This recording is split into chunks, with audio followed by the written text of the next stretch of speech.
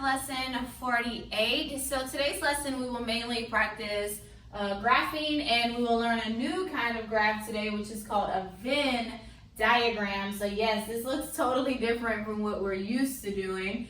So let's go ahead and look at our regular graphs that we usually do. So the question is children and families. So we're going to pretend that we asked a bunch of children how many, what do their families consist of as far as siblings? Okay, are you only girls as siblings? Are you only boys as siblings? Or are you both? Okay, so that's what we're going to pretend that we asked. So when we asked everyone, 6 people said that they were from a family of only girls. Okay, so 6 people said they were from a family of only girls. Then we asked how many people were from a family of only boys. And 4 people said that they were from a family of only boys. Then we asked how many people were from a family of both boys and girls mixed. So they had brothers and sisters. And 5 people said they were from a family of both.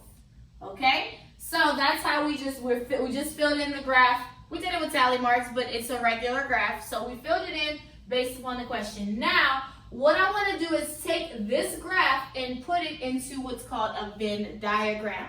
Now, what makes Venn diagrams different? Yes, it's similar to a graph where you ask a question and you put how many, but if you notice, I asked a question about both. And that's what Venn diagrams allow you to do, is that you can fill it in and you can put a both.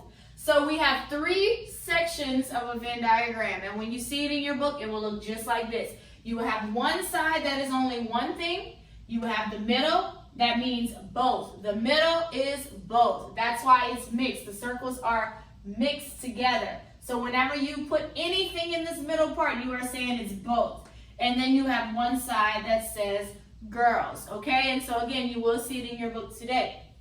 So now I will fill this in. So it asks how many girls, and it says 6. So I find the girls part of the circle, and I'm going to go ahead and fill it in with 6.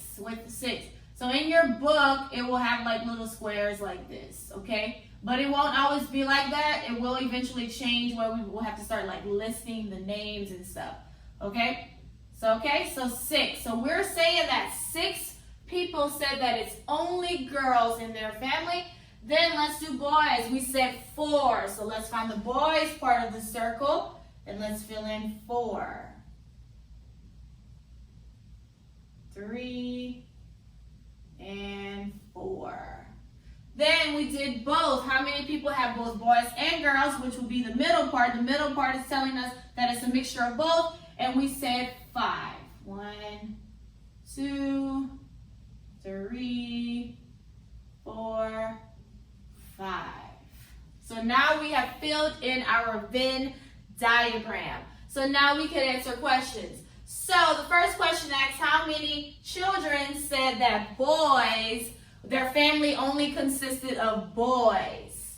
Only boys. Only boys. You would say 4.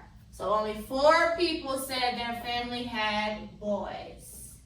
How many people said their family only had girls? They only had sisters. You would say 6.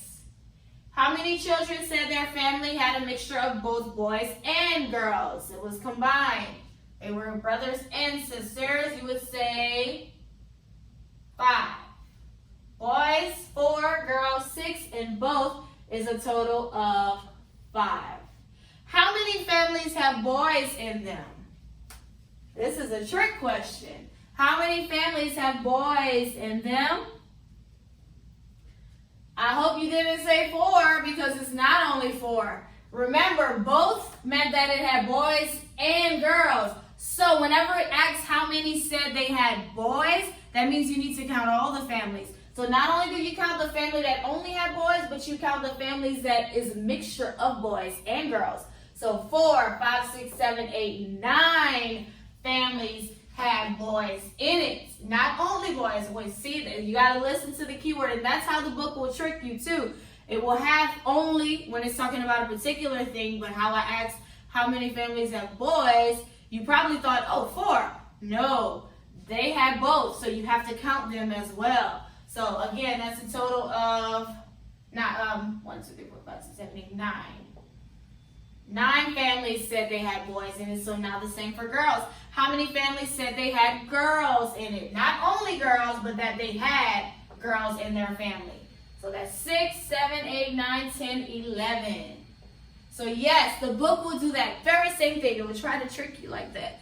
And so you just have to pay attention to the words. So this is important to read it all the way to make sure that you are answering it correctly. So this is a Venn diagram. This is what it looks like. You will have one in your book on page 48A. That they will have it boys and girls like this. And then you have to answer the questions that they ask you. Okay, so that's our math lesson today. And we will continue to practice this, a Venn diagram. You can complete workbook pages 48A.